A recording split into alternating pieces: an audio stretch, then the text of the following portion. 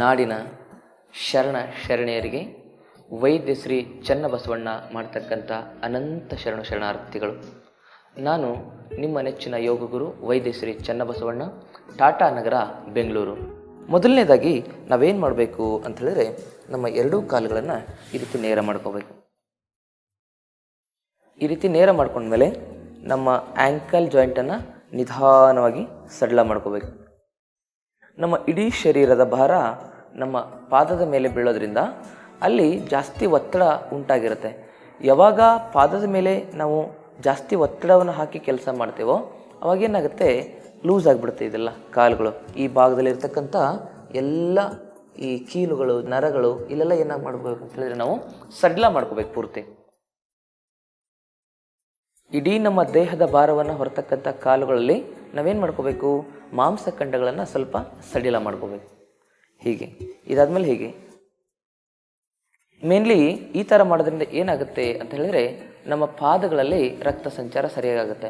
ಯಾವಾಗ ನಮ್ಮ ಪಾದಗಳಲ್ಲಿ ರಕ್ತ ಸಂಚಾರ ಸರಿಯಾಗಿರುತ್ತೆ ಆವಾಗ ನಮ್ಮ ಮೆದುಳು ತುಂಬ ಕೂಲಾಗಿರುತ್ತೆ. ಯಾಕಂತೇಳಿದ್ರೆ ನಮ್ಮ ಇಡೀ ದೇಹದ ಕೊನೆ ಆಗೋದು ಎಲ್ಲಿ ಅಂತೇಳಿದ್ರೆ ನಮ್ಮ ಕೈ ಬೆರಳು ಮತ್ತು ನಮ್ಮ ಕಾಲು ಬೆರಳುಗಳಲ್ಲಿ. ಹಾಗಾಗಿ ಕೈ ಬೆರಳು ಮತ್ತು ಕಾಲು ಬೆರಳುಗಳಲ್ಲಿ ಏನಾಗಿರಬೇಕು, ರಕ್ತ ಸಂಚಾರ ಸರಿಯಾಗಿ ಆಗ್ತಾ ಇರಬೇಕು. ಹೀಗೆ ಮಾಡಿದ್ಮೇಲೆ ಸ್ವಲ್ಪ ಮೊಣಕಾಲಿನ ಜಾಯಿಂಟನ್ನು ಕೂಡ ಸ್ವಲ್ಪ ಸಡಿಲ ಮಾಡ್ಕೋಬೇಕು. ಉಸಿರು ತಗೋಬೇಕು, ಮಡಚಬೇಕು, ಉಸಿರು ಬಿಡ್ತಾ ಸ್ಟ್ರೈಟ್ ಮಾಡ್ಕೋಬೇಕು. ಇದನ್ನು ಯಾವ ವಯಸ್ಸಿನವ್ರು ಬೇಕಾದರೂ ಮಾಡ್ಬೋದು. ಉಸಿರು ತಗೋಬೇಕು, ಉಸಿರು ತಗೋಬೇಕು, ಉಸಿರನ್ನ ಬಿಡಬೇಕು, ಉಸಿರು ತಗೋಬೇಕು, ಉಸಿರು ಬಿಡಬೇಕು. ಹೀಗೆ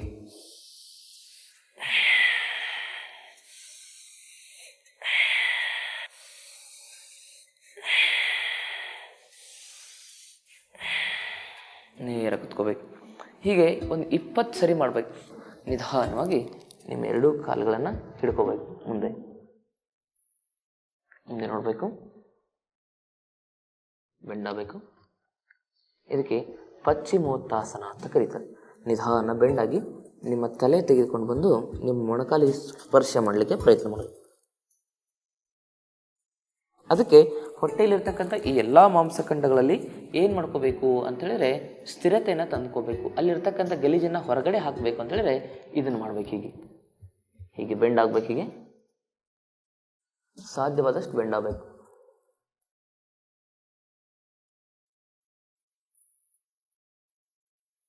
ನಿಮಗೆ ಎಷ್ಟು ಸಾಧ್ಯವೋ ಅಷ್ಟು ಹೊತ್ತು ಅಲ್ಲಿ ಇರಲಿಕ್ಕೆ ಪ್ರಯತ್ನ ಮಾಡಬೇಕು. ಉಸಿರು ಬಿಡ್ತಾ ಮುಂದೆ, ಉಸಿರು ತೆಗೆದುಕೊಳ್ತಾ ಮೇಲೆ, ಉಸಿರು ಬಿಡ್ತಾ ಮುಂದೆ, ಉಸಿರು ತೆಗೆದುಕೊಳ್ತಾ ಮೇಲೆ. ಹೀಗೆ ಒಂದು 5 ನಿಮಿಷ ಮಾಡಬೇಕು. ಇದನ್ನು ಜಾಸ್ತಿ ಬೆನ್ನು ಇರೋರು ಮಾಡಬಾರ್ದು. ಬೆನ್ನು ಇರ್ತದಲ್ವ, ಲೋವರ್ ಬ್ಯಾಕ್ ಪೇನು, ಅವ್ರು ಮಾಡ್ಲಿಕ್ಕೆ ಹೋಗ್ಬಾರ್ದು. ಲೋವರ್ ಬ್ಯಾಕ್ ಪೇನ್ ಇದ್ದವರು ಫಾರ್ವರ್ಡ್ ಬೆಂಡಿಂಗನ್ನು ಜಾಸ್ತಿ ಅವಾಯ್ಡ್ ಮಾಡಬೇಕು. ಅದಕ್ಕೆ ಯೋಗವನ್ನು ನುರಿತ ಒಬ್ಬ ಗುರುಗಳ ಹತ್ರನೇ ಕಲಿಬೇಕು ಅಂತ ಹೇಳೋದು. ನೀವು ಬಾಡಿಯನ್ನು ಬೆಂಡ್ ಮಾಡೋ ಟೈಮಲ್ಲಿ ಉಸಿರಾಟ ತುಂಬ ಇಂಪಾರ್ಟೆಂಟ್. ಉಸಿರು ಎಷ್ಟು ನೀವು ಫ್ಲೋ ಮೂಮೆಂಟಲ್ಲಿ ತೆಗೆದುಕೊಂಡು ಹೋಗ್ತಿರೋ ಅಷ್ಟೇ ಫ್ಲೋ ಮೂಮೆಂಟಲ್ಲಿ ನಿಮ್ಮ ಬಾಡಿ ಬೆಂಡ್ ಆಗುತ್ತೆ. ಇಲ್ಲಿ ನೋಡಿ,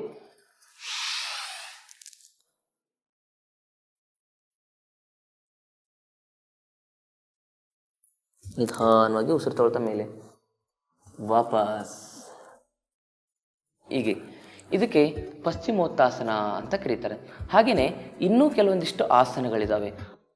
ಈಗ ಕುಳಿತು ಮಾಡ್ಕೊಳ್ತಕ್ಕಂಥ ಕೆಲವೊಂದಿಷ್ಟು ಆಸನಗಳ ಬಗ್ಗೆ ನಾನು ಹೇಳ್ತಾ ಇದ್ದೆ. ಹಾಗಿದ್ರೆ ಇನ್ನೊಂದಿಷ್ಟು ಆಸನಗಳು ಹೇಗೆ ನಾವು ಕುಳಿತು ಅಭ್ಯಾಸ ಮಾಡ್ಬೋದು ಅನ್ನೋದ್ರ ಬಗ್ಗೆ ಹೇಳ್ತೇನೆ. ನಿಧಾನವಾಗಿ ನಿಮ್ಮ ಎರಡು ಕಾಲುಗಳನ್ನ ನೇರ ಮಾಡ್ಕೋಬೇಕು. ನೇರ ಮಾಡ್ಕೋಬೇಕು. ನೇರ ಮಾಡ್ಕೊಂಡ್ಮೇಲೆ ಸ್ಟ್ರೈಟಾಗಿ ಕೂತ್ಕೋಬೇಕು. ನಿಮ್ಮ ಬೆನ್ನು ಹುರಿ ಇದೆಯಲ್ವಾ, ಅದು ತುಂಬ ಸ್ಟ್ರೈಟಾಗಿರಬೇಕು. ಸ್ಟ್ರೈಟಾಗಿದ್ದಾಗ ಮಾತ್ರ ನೀವು ಯಾವುದೇ ಆಸನಗಳಲ್ಲಿ ಸ್ಥಿರವಾಗಿ ಉಳಿಲಿಕ್ಕೆ ಸಾಧ್ಯ ಆಗುತ್ತೆ. ನಿಧಾನವಾಗಿ ಈ ಬಲಗಾಲನ್ನು ಈ ರೀತಿ ಹಿಂಗೆ ಕ್ಯಾಚ್ ಮಾಡ್ಕೋಬೇಕು. ಕ್ಯಾಚ್ ಮಾಡ್ಕೊಂಡ್ಮೇಲೆ ನಿಮ್ಮ ಎರಡೂ ಕೈಗಳನ್ನ ಈ ರೀತಿ ಲಾಕ್ ಮಾಡ್ಕೊಂಡಿರಬೇಕು. ಲಾಕ್ ಮಾಡಿಕೊಂಡು ಕಾಲನ್ನು ಸ್ಟ್ರೈಟ್ ಮಾಡಬೇಕು. ಸ್ಟ್ರೈಟ್ ಮಾಡಿ ಆದಮೇಲೆ ಈ ಪೂರ್ತಿ ಕಾಲನ್ನು ಸ್ಟ್ರೈಟ್ ಮಾಡಿ ಆದಮೇಲೆ ನಿಮ್ಮ ಮೊಣಕಾಲನ್ನು ತೆಗೆದುಕೊಂಡ್ಬಂದು ಹಣೆಗೆ ಸ್ಪರ್ಶ ಮಾಡಬೇಕು. ವಾಪಸ್. ಇದಕ್ಕೆ ಕ್ರೌಂಚಾಸನ ಅಂತ ಕರೀತಾರೆ. ವಾಪಸ್ ಬನ್ನಿ. ಇದಾದ್ಮೇಲೆ ನಿಮ್ಮ ಈ ಕಾಲು ನೇರ ಕುತ್ಕೋಬೇಕು. ನೇರ ಕುತ್ಕೊಂಡ್ಮೇಲೆ ನಿಮ್ಮ ಕಾಲನ್ನ ಸ್ಟ್ರೈಟ್ ಮಾಡ್ಕೋಬೇಕು.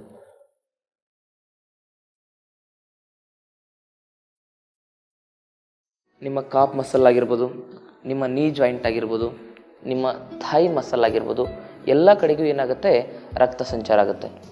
ನಿಮ್ಮ ಮೀನಖಂಡದ ಭಾಗ ಅಂದರೆ ಈ ಭಾಗ, ಮೊಣಕಾಲಿನ ಹಿಂಬದಿಯ ಭಾಗ ಮತ್ತು ಹಿಂಬದಿಯ ಭಾಗ ಮತ್ತು ತೊಡೆ ಭಾಗ, ಈ ಪೂರ್ತಿ ಭಾಗದಲ್ಲಿ ಏನಾಗುತ್ತೆ, ಸ್ಟ್ರೆಚಿಂಗ್ ಆಗುತ್ತೆ. ಸ್ಟ್ರೈಟಾಗಿ ಹಿಂಗೆ ಮಾಡಿದ್ರೆ, ನೀವು ಹಿಂಗೆ ಮಡಚ್ಕೊಂಡ್ರೆ ಸ್ಟ್ರೆಚಿಂಗ್ ಆಗಲ್ಲ. ಇಲ್ಲಿ ಇನ್ನೇನು ಮಾಡಬೇಕು, ಕಾಲನ್ನು ಸ್ಟ್ರೈಟ್ ಮಾಡಬೇಕು, ಸ್ಟ್ರೆಚ್ ಮಾಡಬೇಕು. ಇಲ್ಲಿ ಪೂರ್ತಿ ಸ್ಟ್ರೆಚ್ ಮಾಡಬೇಕು, ಎಷ್ಟು ಸಾಧ್ಯ ಆಗುತ್ತೆ ಅಷ್ಟು. ಅಕಸ್ಮಾತ್ ನಿಮ್ಗೆ ಇಲ್ಲಿ ಹಿಡ್ಕೊಳ್ಳಿಕ್ಕೆ ಆಗದಿದ್ರೆ ಇಲ್ಲಿ ಹಿಡ್ಕೋಬೇಕು, ಆದರೆ ಕಾಲು ರಿಮೈನಿಂಗ್ ಸ್ಟ್ರೈಟ್, ಕಾಲು ಸ್ಟ್ರೈಟಾಗೇ ಇರಬೇಕು. ಅದಕ್ಕೆ ಯಾರಿಗಾಗುತ್ತೋ ಅವರಿಲ್ಲಿ ಸ್ಟ್ರೈಟ್ ನೇರವಾಗಿ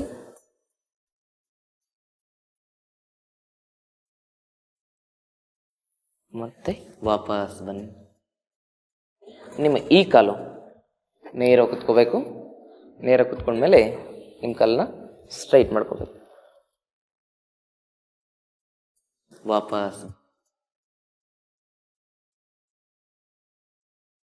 ಮತ್ತು ಈ ಕಾಲು. ಈ ರೀತಿ ನೀವು ಎಷ್ಟು ಸರಿ ಮಾಡಬೇಕಪ್ಪ ಅಂತ ಹೇಳಿದ್ರೆ ಮಿನಿಮಮ್ ಒಂದು 20 ಸರಿ ಮಾಡಬೇಕು. ಈ ಕಾಲಿಂದ 10 ಸರಿ, ಈ ಕಾಲಿಂದ 10 ಸರಿ, ಮಿನಿಮಮ್ 20 ಸರಿ ಮಾಡಲೇಬೇಕಾಗುತ್ತೆ. ಉಸಿರು ತಗೋಬೇಕು. ಉಸಿರು ಬಿಡ್ತಾ ಬಿಡ್ತಾ ನಿಮ್ಮ ಕಾಲನ್ನು ಮೇಲೆತ್ತಬೇಕು. ವಾಪಸ್ ಬನ್ನಿ. ನಿಧಾನವಾಗಿ ಕಾಲನ್ನ ಸ್ಟ್ರೈಟ್ ಮಾಡಿ ಹಿಂಗೆ ಹಿಡ್ಕೋಬೇಕು. ಸಾಧ್ಯವಾದರೆ ಈ ರೀತಿ ಎರಡು ಕೈಯನ್ನು ಇಂಟರ್ಲಾಕ್ ಮಾಡ್ಕೋಬೇಕು. ಉಸಿರು ಬಿಡಿ, ಉಸಿರು ತಗೊಳ್ಳಿ, ಉಸಿರು ಬಿಡಿ. ಇದನ್ನು ಎಷ್ಟು ಸರಿ ಮಾಡ್ಕೋಬೇಕು, ಸುಮಾರು 20 ಸರಿ ಮಾಡಬೇಕು. ಇದಾದಮೇಲೆ ಎರಡು ಕಾಲನ್ನು ಕ್ಯಾಚ್ ಮಾಡಲಿಕ್ಕೆ ಪ್ರಯತ್ನ ಮಾಡಬೇಕು. ಹೀಗೆ ಎರಡು ಕಾಲು ಹಿಂಗೆ ಇಟ್ಕೋಬೇಕು. ನಿಧಾನವಾಗಿ ನಿಮ್ಮೆರಡು ಕಾಲುಗಳನ್ನ ಮೇಲೆ ಸಾಧ್ಯವಾದಷ್ಟರ ಮಟ್ಟಿಗೆ ಮೇಲೆತ್ತಬೇಕು.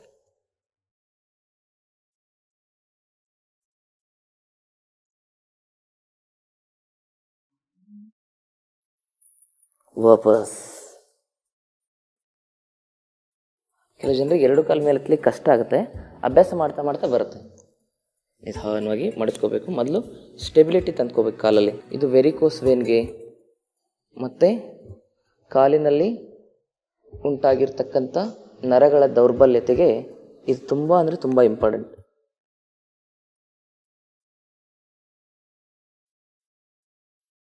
ವಾಪಸ್.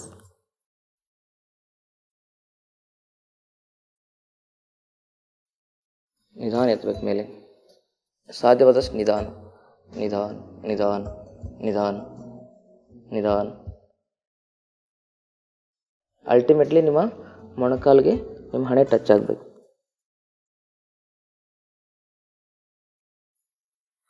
ವಾಪಸ್.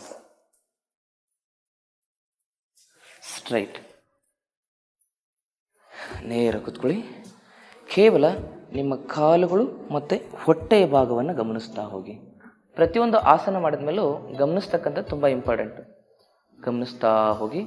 ಸ್ವಲ್ಪ ಕಾಲು ಬೆರಳುಗಳನ್ನ ಈ ರೀತಿ ಮೂಮೆಂಟ್ ಮಾಡ್ತಾ ಹೋಗಿ. ಹೀಗೆ ಹೀಗೆ ಮೂಮೆಂಟ್ ಮಾಡ್ತಾ ಹೋಗಬೇಕು. ಹೀಗೆ ಮೂಮೆಂಟ್ ಮಾಡ್ತಾ ಹೋಗಿ.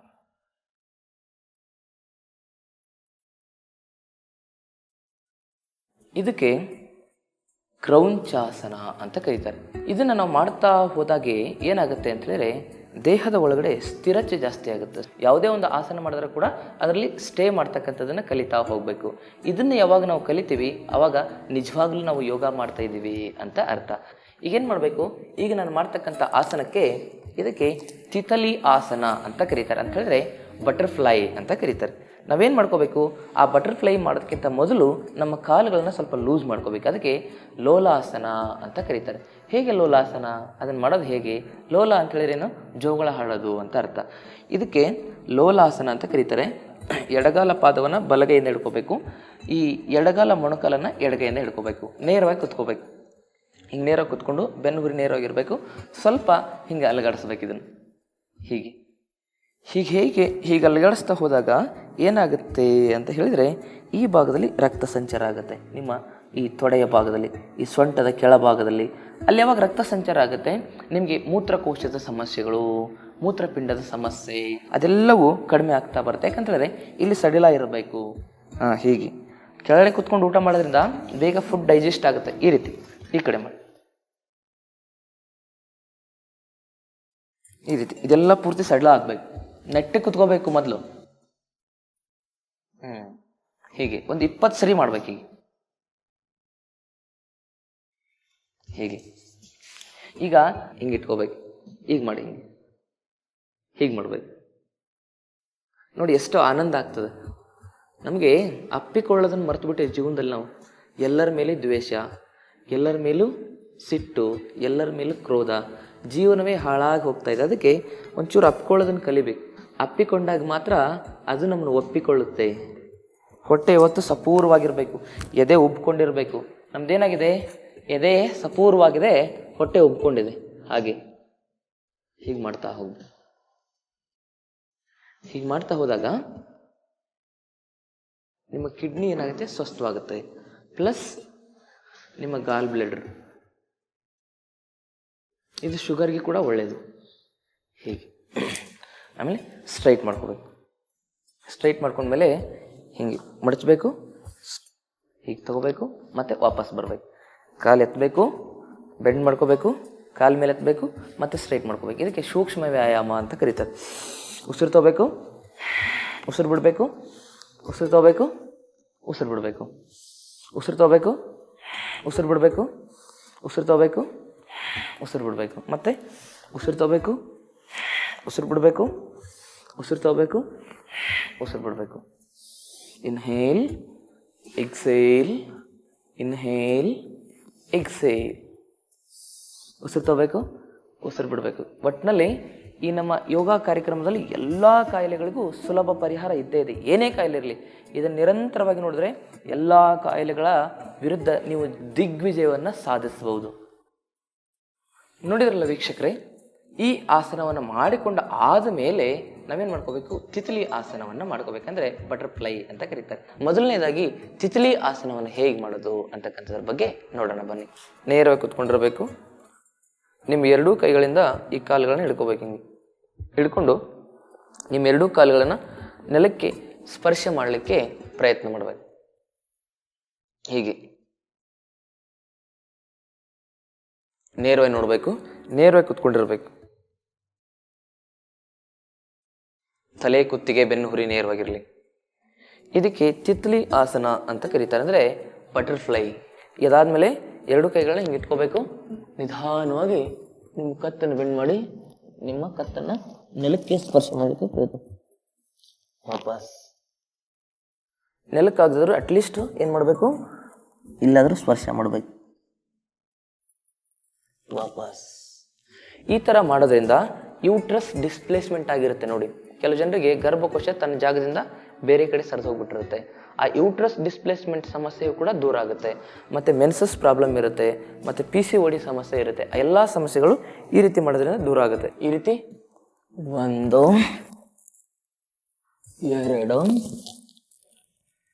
3 ಹೀಗೆ ಒಂದು 20 ಬಾರಿ ಮಾಡಬೇಕು. ಈ ರೀತಿ ಒಂದು 20 ಬಾರಿ ಅಭ್ಯಾಸ ಮಾಡಿದ್ರೆ ಏನಾಗುತ್ತೆ, ಈ ಭಾಗ, ಸೊಂಟದ ಭಾಗ ತುಂಬ ಫ್ಲೆಕ್ಸಿಬಲ್ ಆಗುತ್ತೆ. ಯಾವಾಗ ಸೊಂಟ ಫ್ಲೆಕ್ಸಿಬಲ್ ಆಗುತ್ತೆ ಆವಾಗ ಸೊಂಟದಲ್ಲಿ ಎನರ್ಜಿ ಬಿಲ್ಡ್ ಆಗುತ್ತೆ. ಇದಕ್ಕೆ ತಿತ್ಲಿ ಆಸನ ಅಂತ ಕರೀತಾರೆ. ಇದಾದಮೇಲೆ ಇನ್ನೊಂದು ಆಸನ ನಿಮ್ಗೆ ಕುಳಿತುಕೊಂಡು ತುಂಬ ಪ್ರಮುಖವಾಗಿರ್ತಕ್ಕಂಥದ್ದನ್ನು ಹೇಳ್ಕೊಡ್ತೇನೆ. ಇದಕ್ಕೆ ಮಂಡೂಕಾಸನ ಅಂತ ಕರೀತಾರೆ. ಮಂಡೂಕಾಸನವನ್ನು ಹೇಗೆ ಮಾಡೋದು ನೋಡ್ಕೊಳ್ಳಿ. ನೇರವಾಗಿ ಕುತ್ಕೊಂಡಿರ್ಬೇಕು. ಹೇಗೆ, ಉಸಿರು ತೆಗೆದುಕೋಬೇಕು, ಉಸಿರು ಬಿಡಬೇಕು, ಉಸಿರನ್ನ ಹೊರಗಡೆನೆ ಹೋಲ್ಡ್ ಮಾಡಬೇಕು. ಹೊಟ್ಟೆಯನ್ನು ಆದರೆ ಸ್ವಲ್ಪ ಒಳಗಡೆ ಎಳಿಬೇಕು. ಎಳೆದ್ಬಿಟ್ಟು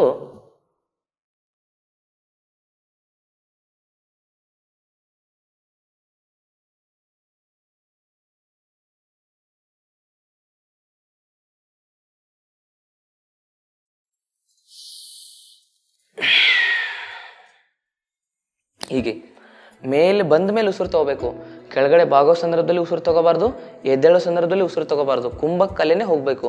ಯಾರು BP ಸಮಸ್ಯೆ ಇಲ್ವೋ, ಯಾರಿಗೆ ಹೃದಯ ಸಮಸ್ಯೆ ಇಲ್ವೋ, ಯಾರಿಗೆ ಅಸ್ತಮ ಸಮಸ್ಯೆ ಇಲ್ವೋ ಅವರು ಕುಂಭಕದಲ್ಲಿ ಮಾಡಬೇಕು. ಯಾರಿಗೆ ಇವೆಲ್ಲ ಸಮಸ್ಯೆಗಳಿದ್ದಾವೆ ಅವ್ರೇನು ಮಾಡಬೇಕು, ನಾರ್ಮಲ್ ಆಗಿ ಉಸಿರಾಡ್ತಾ ಮಾಡಬೇಕು. ಹೇಗೆ, ಉಸಿರು ಬಿಡ್ತಾ ಕೆಳಗೆ,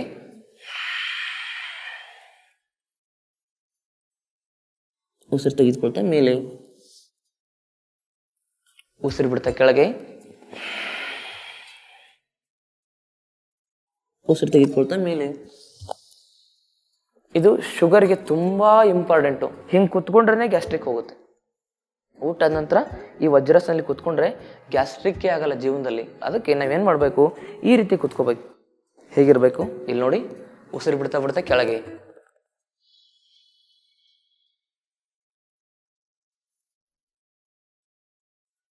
ಉಸಿರು ತೆಗೆದುಕೊಳ್ತಾ ಮೇಲೆ, ನಿಧಾನವಾಗಿ ಉಸಿರು ತೆಗೆದುಕೊಳ್ಬೇಕು, ನಿಧಾನವಾಗಿ ಬಿಡಬೇಕು, ನಿಧಾನ ಮೂಮೆಂಟ್ ಮಾಡಬೇಕು. ಎಷ್ಟು ನಾವು ನಿಧಾನವಾಗಿ ಮಾಡ್ತೇವೋ ಅಷ್ಟು ಒಳಗಡೆ ರಕ್ತ ಸಂಚಾರ ಮತ್ತು ಪ್ರಾಣ ಸಂಚಾರ ಸರಿಯಾಗುತ್ತೆ. ಅದಕ್ಕೆ ಸರಿಯಾದ ವಿಧಿಯಲ್ಲೇ ಮಾಡಬೇಕು. ಹೀಗೆ ಮಾಡಬೇಕು, ಹೀಗೆ ಇಟ್ಕೋಬೇಕು. ಒಂದು ಕುಂಭಕದಲ್ಲಿ ಮಾಡಬೇಕು, ಇನ್ನೊಂದು ಕುಂಭಕ ಇಲ್ಲದೆ ಮಾಡ್ಬೋದು. ಕುಂಭಕ ಇಲ್ಲದೆ ಅಂತ ಹೇಳಿದ್ರೆ ಉಸಿರು ಬಿಡಬೇಕು. ಉಸಿರು ಬಿಟ್ಟಾಗ ಕೆಳಗಡೆ ಬೆಂಡಾಗಿರ್ತಿರಲ್ಲ, ಇಲ್ಲಿ ನಾರ್ಮಲಾಗಿ ಉಸಿರಾಡಬೇಕು. ಶುಗರು 2-3 ತಿಂಗಳಿಗೆ ವಾಸಿ ಆಗಿಬಿಡುತ್ತೆ ಈ ಥರ ಮಾಡಿದ್ರೆ. ಮತ್ತು ಉಸಿರು ತೆಗೆದುಕೊಳ್ತಾ ಮೇಲೆ. ಸೆಕೆಂಡ್ ವೇರಿಯೇಷನ್, ಸ್ವಲ್ಪ ಹೈಯರ್ ವೇರಿಯೇಷನ್ ಯಾವ್ದು ಅಂತ ಹೇಳಿ ನಾನು ಹೇಳಿದ್ನಲ್ವ, ಉಸಿರು ತೆಗೆದುಕೊಳ್ಬೇಕು, ಉಸಿರು ಬಿಟ್ಟಾದ್ಮೇಲೆ ಹೊರಗಡೆನೆ ಹೋಲ್ಡ್ ಮಾಡಬೇಕು, ಒಳಗಡೆ ಅಲ್ಲ ಉಸಿರನ್ನ, ಹೊರಗಡೆ. ಅದಕ್ಕೆ ಬಾಹ್ಯ ಕುಂಭಕ ಅಂತ ಕರೀತಾರೆ. ಹೊರಗಡೆ ಹೋಲ್ಡ್ ಮಾಡಿ ಹೊಟ್ಟೆನ ಎಳೆದ್ಬಿಟ್ಟು ಕೈಯನ್ನು ಹಿಂಗೆ ಇಟ್ಕೊಂಡು ಏನು ಮಾಡಬೇಕು, ಉಸಿರು ತಗೋಬೇಕು, ಉಸಿರು ಬಿಡಬೇಕು, ಕುಂಭಕ ಮಾಡಬೇಕು, ಹೊಟ್ಟೆ ಒಳಗಡೆ ಎಳಿಬೇಕು.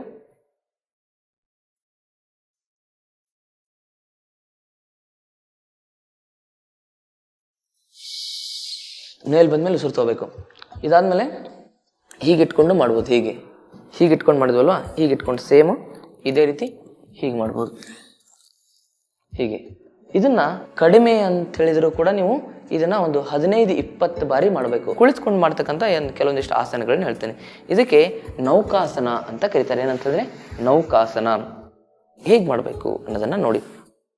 ನಿಮ್ಮ 2 ಕಾಲುಗಳನ್ನ ಮೊದಲು ಮಡಚ್ಕೋಬೇಕು. ಮಡಚ್ಕೊಂಡು ಮೊದಲು ಕೈಗಳನ್ನು ಹಿಂಗೆ ಇಟ್ಕೋಬೇಕು. ಹಿಂಗೆ ಇಟ್ಕೊಂಡು ಸ್ವಲ್ಪ ಮೂಮೆಂಟ್ ಮಾಡ್ಕೋಬೇಕು. ಇದೆಲ್ಲ ನೌಕಾಸನ ಮಾಡಲಿಕ್ಕೆ ಪೂರ್ವ ಸಿದ್ಧತೆ. ಒಂಚೂರು ಅದನ್ನ ಮಾಡಲಿಕ್ಕೆ ಸ್ಟ್ರೆಂತ್ ಬರುತ್ತೆ. ನೀವು ಒಂದೇ ಸಾರಿ ಆಸನ ಮಾಡ್ಲಿಕ್ಕೆ ಹೋದ್ರೆ ಆಗಲ್ಲ. ಕಾಲು ಸ್ಟ್ರೈಟ್ ಮಾಡ್ಕೋಬೇಕು, ರಿಲ್ಯಾಕ್ಸ್ ಮಾಡಬೇಕು, ದೀರ್ಘ ಉಸಿರಾಡ್ಬೇಕು, ಹೊಟ್ಟೆಯನ್ನು ಗಮನಿಸ್ತಾ ಹೋಗ್ಬೇಕು.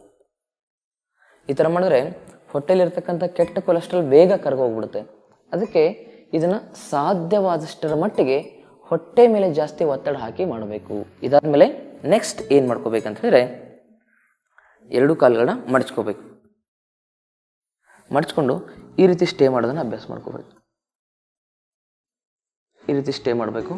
ಕೈಗಳನ್ನ ಅಗಲ ಮಾಡ್ಕೋಬೇಕು.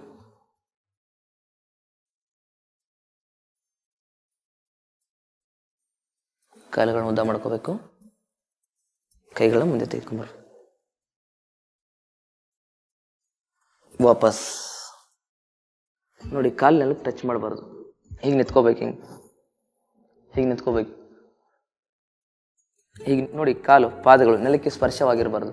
ಅದಾದಮೇಲೆ ಹೀಗೆ ಸ್ಟೇ ಮಾಡೋದನ್ನು ಅಭ್ಯಾಸ ಮಾಡ್ಕೋಬೇಕು. ಇದಾದಮೇಲೆ ಮುಂದೆ ಸಾಧ್ಯವಾದರೆ ಕೈಯಲ್ಲಿ ಚಿನ್ನ ಮುದ್ರೆ ಮಾಡ್ಕೊಳ್ಳಿ. ಮತ್ತೆ ವಾಪಸ್ ಇದೇ ರೀತಿ ಬರಬೇಕು. ಮತ್ತೆ ಮುಂದೆ, ಮತ್ತೆ ವಾಪಸ್. ಇದನ್ನ ಬರೀ ಒಂದೊಂದು ಕಾಲಿಂದನೂ ಮಾಡ್ಬೋದು. ವಾಪಸ್ ನೌಕಾ ಚಲನಾಸನ ಅಂತ ಕರೀತಾರೆ. ವಾಪಸ್. ಇದಾದ್ಮೇಲೆ ಇದೇ ಮೂಮೆಂಟಲ್ಲಿ ಪೂರ್ತಿ ನೌಕಾಸನ. ಇಲ್ಲಿ ನೋಡಿ, 1 2 3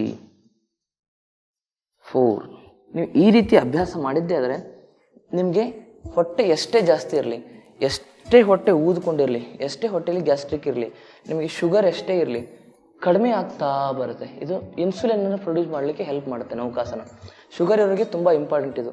ಇದನ್ನು ಸಾಧ್ಯವಾದಷ್ಟರ ಮಟ್ಟಿಗೆ ಹೆಚ್ಚು ಹೆಚ್ಚು ಅಭ್ಯಾಸ ಮಾಡ್ತಾ ಹೋಗಿ. ಮಿನಿಮಮ್ ಎಷ್ಟು ಸರಿ ಅಂತ ಹೇಳಿದ್ರೆ, ನೀವು ಹೀಗೆ ಮಾಡಿದ್ರಲ್ಲ, ಹೀಗೆ ಹೀಗೆ ಹೀಗೆ ಹೀಗೆ ಹೀಗೆ ಒಂದು 20 ಸರಿ ಮಾಡಬೇಕು. 20 ಸರಿ. ಅದಾದಮೇಲೆ ಹೀಗೊಂದು 20 ಸರಿ ಮಾಡಬೇಕು. ಹೀಗೆ ಹೀಗೆ ಸ್ಟೇ ಮಾಡಬೇಕು. ಎಷ್ಟು? ಒಂದು ಮಿನಿಮಮ್ 10 ಸೆಕೆಂಡ್ ಅದು ಸ್ಟೇ ಮಾಡಬೇಕು. ಮುಂದೆ ನೋಡ್ಬೇಕು ನೇರವಾಗಿ. ವಾಪಸ್. ಇದನ್ನು ಅಭ್ಯಾಸ ಮಾಡ್ತಾ ಹೋಗಬೇಕು. ಆಸನಗಳನ್ನ ಶಾಸ್ತ್ರೀಯ ವಿಧಿಯಲ್ಲೇ ಮಾಡಬೇಕು. ಹಾಗಾಗಿ ಇನ್ನು ಮುಂದೆ ಮಲಗಿಕೊಂಡು ಮಾಡ್ತಕ್ಕಂಥ ಆಸನಗಳು ಯಾವ್ಯಾವು ಅಂತಕ್ಕಂಥದ್ರ ಬಗ್ಗೆ ನಾನು ನಿಮಗೆ ನಾಳಿನ ಸಂಚಿಕೆಯಲ್ಲಿ ಹೇಳ್ತೇನೆ. ಹಾಗಾಗಿ ಅಲ್ಲಿವರೆಗೂ ಎಲ್ಲ ನನ್ನ ಶರಣೆ ಬಾಂಧವರಿಗೂ ಅನಂತ ಶರಣಾರ್ಥಿಗಳು.